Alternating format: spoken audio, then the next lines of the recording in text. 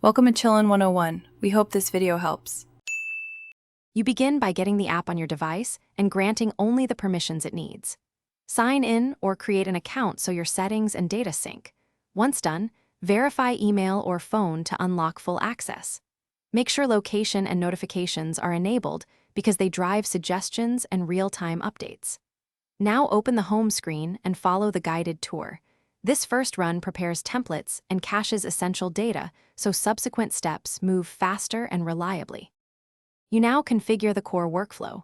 Adjust profile details, preferences, and privacy so data flows as you expect.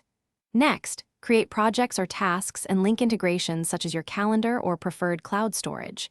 This syncs deadlines and files automatically.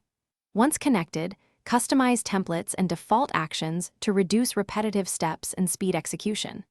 Make sure to test one task end-to-end so you see how triggers, reminders, and sync behave together before scaling to daily use.